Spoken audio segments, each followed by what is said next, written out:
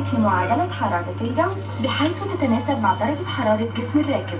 هذا وسيقوم السائق بالاستفسار عن درجة حرارة جسم الراكب في بداية الطريق. في حال تعطل التكييف ونقص الأكسجين يرجى فتح جزء من النافذة التي بجواركم، وإذا كان بصحبتكم أطفال يرجى فتح نافذتكم أولا ثم مساعدة الأطفال في فتح نوافذهم. أيضا ومن أجل سلامتكم فإن السائق سوف يقوم بتنبيهكم قبل المطبات الصناعية شفهيا أو عن طريق إضاءة علامة مطب صناعي إذا كان التاكسي مزود بها، وهذا حتى يتسنى للراكب أخذ الاحتياطات اللازمة. شكرا لاختياركم تاكسيات عم إبراهيم ونرجو لكم رحلة سعيدة.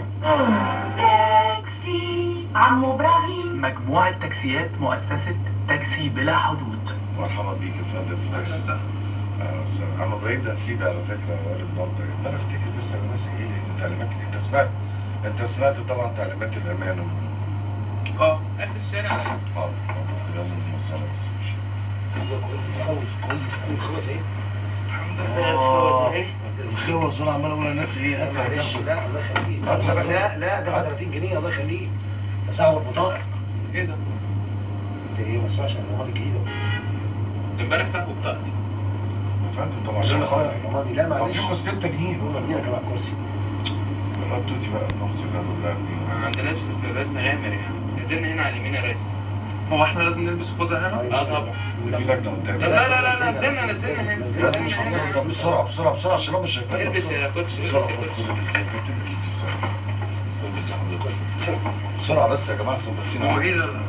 يعني البسها لازم البسها؟ لسه فوق كام مش مشكله ده دقيقه وانا عندي. هو ايه ده؟ احنا كده متهيألي هنتعطل ولا؟ مش عارف هيعملوا معانا ايه. ليهم قرارات. هو ايه ده؟ مساء الخير. الاسم احمد الخشاب. احمد الخشاب.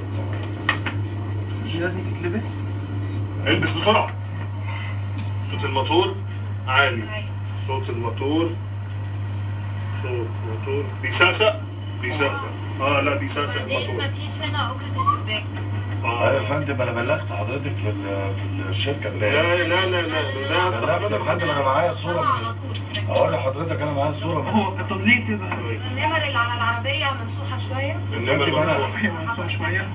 النمر ممسوحة 30 جنيه.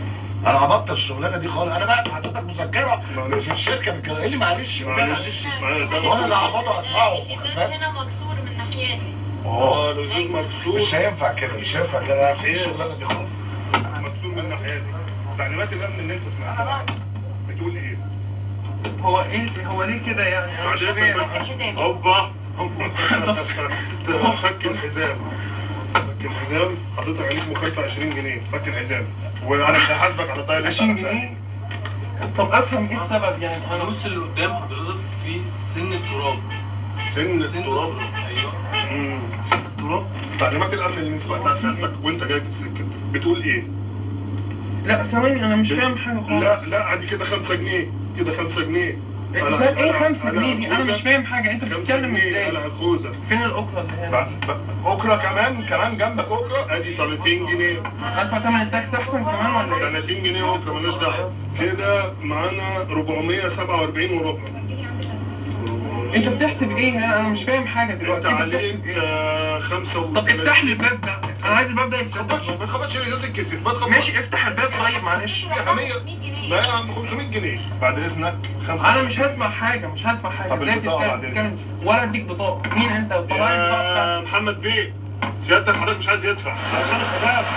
الحزام ايه اللي انا لابسه؟ لابس حزام هنا في بنطلون مش لابس كمان. اتفضل. اشتكوا بقى ده زبوني ما حدش يقدر عليه. فالناس حضرتك